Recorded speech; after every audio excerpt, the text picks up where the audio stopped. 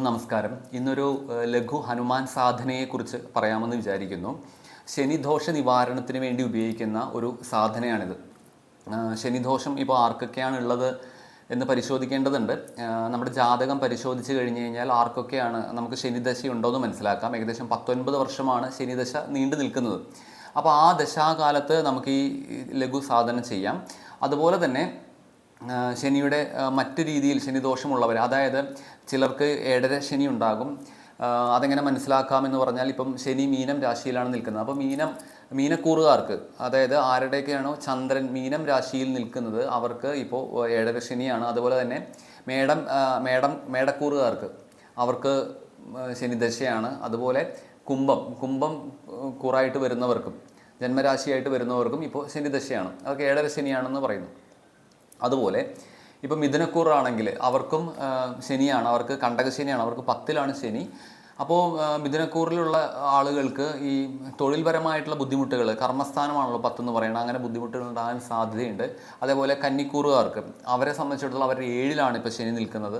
അപ്പോൾ അവർക്ക് സ്വാഭാവികമായിട്ടും റിലേഷൻഷിപ്പുകളിൽ, വിവാഹബന്ധങ്ങളിൽ പ്രശ്നങ്ങൾ ഉണ്ടാകാം. അതുപോലെ തന്നെ സമൂഹവുമായി ബന്ധപ്പെട്ട കാര്യങ്ങളിലും ചില പ്രശ്നങ്ങളൊക്കെ ഉണ്ടാകാം.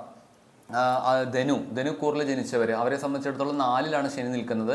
4 എന്ന് പറഞ്ഞാൽ സുഖസ്ഥാനമാണ്. നമ്മുടെ എല്ലാവിധത്തിലുള്ള സുഖം, സൗഭാഗ്യം, നമ്മുടെ വീട്, നമ്മുടെ വാഹനം, അങ്ങനെയുള്ള കാര്യങ്ങൾക്കൊക്കെ ബുദ്ധിമുട്ടുകളും പ്രശ്നങ്ങളൊക്കെ ഉണ്ടാകാം.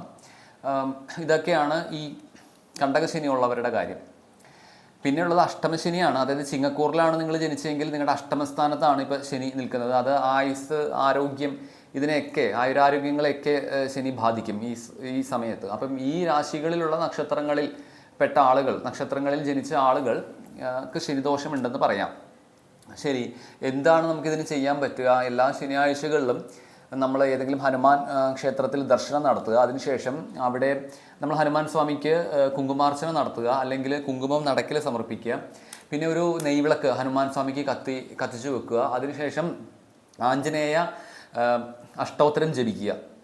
അതിനെ തുടർന്ന് ഒരു ഹനുമാൻ ചാലിസയും കൂടി ജപിക്കുക. അത് 1 തവണയോ 3 തവണയോ അത് യഥാശക്തി ജപിക്കുക. അതിനുശേഷം സാധിക്കുമെങ്കിൽ ഒരു 41 പ്രദക്ഷിണം ചെയ്യുക, അല്ലെങ്കിൽ 9 പ്രദക്ഷിണം, അല്ലെങ്കിൽ 3 പ്രദക്ഷിണം ചെയ്യുക. ഇനി ഏറ്റവും കുറഞ്ഞത് 1 പ്രദക്ഷിണമെങ്കിലും ചെയ്യുക.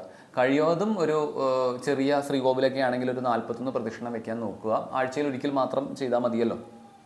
ഇത് വളരെ ചെറിയതാണ്, പക്ഷേ വളരെ സിസ്റ്റമാറ്റിക്കായിട്ട്, വളരെ ഡിസിപ്ലിൻഡ് ആയിട്ട് നിങ്ങൾ എല്ലാ ശനിയാഴ്ചയും ചെയ്യുകയാണെങ്കിൽ അതിൻ്റെ റിസൾട്ട് തീർച്ചയായിട്ടും ഉണ്ടാകും. ഈ ശനിയുടെ പീരീഡ് അധികം പരിക്കുകളില്ലാതെ നമുക്ക് പോകാൻ പറ്റും. ശനി കർമ്മകാരകനാണ്. അപ്പം ശനി കൊണ്ടുവരുന്ന കർമ്മഫലം അനുഭവിപ്പിക്കാനാണ് ശനിദശ ഉണ്ടാകുന്നത്. അപ്പം ആ കർമ്മങ്ങളെ അതിജീവിക്കാനാണ് ഹനുമാൻ സ്വാമി നമ്മളെ സഹായിക്കുക എന്ന് മനസ്സിലാക്കണം. അല്ലാതെ കർമ്മങ്ങളെ എടുത്തു മാറ്റാൻ ആരും വരില്ല. ഒരാളും നിങ്ങളുടെ കർമ്മങ്ങളിൽ നിന്ന് നിങ്ങളെ രക്ഷിക്കാൻ വരില്ല. പക്ഷേ ആ കർമ്മത്തെ നേരിടാനുള്ള, കർമ്മത്തെ അതിജീവിക്കാനുള്ള കരുത്ത് തരാൻ ഇവർക്ക് സാധിക്കുമെന്നാണ് മനസ്സിലാക്കേണ്ടത്. ഇവിടെ ഒരു രക്ഷപ്പെടാനുള്ള മാർഗമൊന്നുമില്ല. അപ്പം നമ്മൾ ആ അതിജീവിക്കാനുള്ള ശക്തി നമുക്ക് ആർജിക്കാം.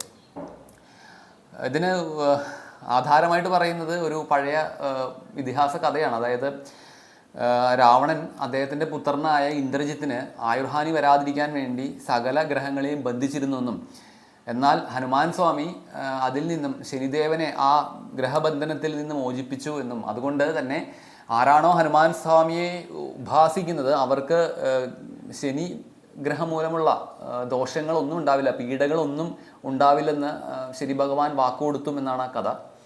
അപ്പോൾ ആ കഥയെ നമുക്ക് അങ്ങനെ മനസ്സിലാക്കാം.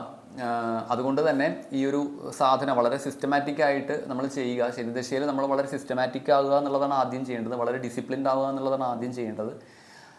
ഇതിനെ രണ്ടിനെ റെപ്രസെൻ്റ് ചെയ്യുന്നത് ഹനുമാൻ സ്വാമിയാണ്. അപ്പോൾ നമ്മൾ ശനിയാഴ്ചകളിൽ ഹനുമാൻ സ്വാമിയെ ആരാധിക്കുകയാണെങ്കിൽ ആ ഒരു പ്രകൃതം, അല്ലെങ്കിൽ ആ ഒരു ആർക്കിടൈപ്പ് നമ്മളിൽ വർക്ക് ചെയ്യും. സ്വാഭാവികമായിട്ടും നമ്മളുടെ കർമ്മഫലങ്ങളെ, അല്ലെങ്കിൽ നമ്മൾ തന്നെ കൊണ്ടുവന്ന ദുരിതങ്ങളെ അതിജീവിക്കാനുള്ള ശക്തി നമുക്ക് കിട്ടുകയും ചെയ്യും. എല്ലാവർക്കും മനസ്സിലായെന്ന് കരുതുന്നു. നന്ദി, നമസ്കാരം.